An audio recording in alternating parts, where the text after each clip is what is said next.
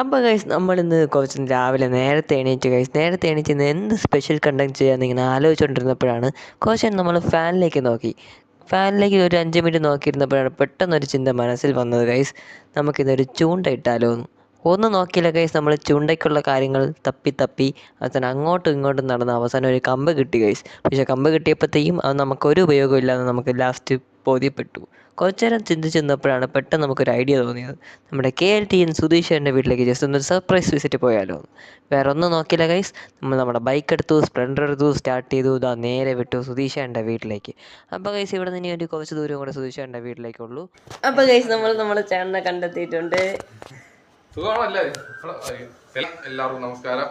ഇത് നമ്മളെ പയ്യ അജിത്ത്, എന്റെ ചാനൽ വരുന്നത് ജിത്തൂസ് ക്രിയേഷൻ. ഇവിടെ ഫസ്റ്റ് ചാനൽ ഉണ്ടായിരുന്നു, അത് ചെറിയ ഇഷ്യൂ കാരണം ഡൗൺ ആയി പോയി. ഇപ്പോൾ പുതിയ ചാനൽ സ്റ്റാർട്ട് ചെയ്തിരിക്കുകയാണ്. അപ്പോൾ ഇതേപോലെ കഴിഞ്ഞ ചാനലിനേക്കാളും സപ്പോർട്ട് ഈ ചാനൽ കൂടുതൽ വേണം അല്ലേ? ആണല്ലോ വേണ്ടേ? ഓക്കെ ഓക്കെ, എല്ലാം ശരിയാവട്ടാ, പയ്യെ ചെയ്താൽ മതി. ഓരോ വീഡിയോ ചെയ്യുന്നതോറും ഓരോ എക്സ്പീരിയൻസ് ആണ് അത്. കറക്റ്റ് ഒരു വർഷം റെഗുലർ ചെയ്ത് കഴിഞ്ഞാൽ എല്ലാം ശരിയാവും. അപ്പൊ എല്ലാവർക്കും എല്ലാ അപ്പൊ ഗൈസ് പുതിയൊരു വീഡിയോയുമായി വീണ്ടും കാണാം.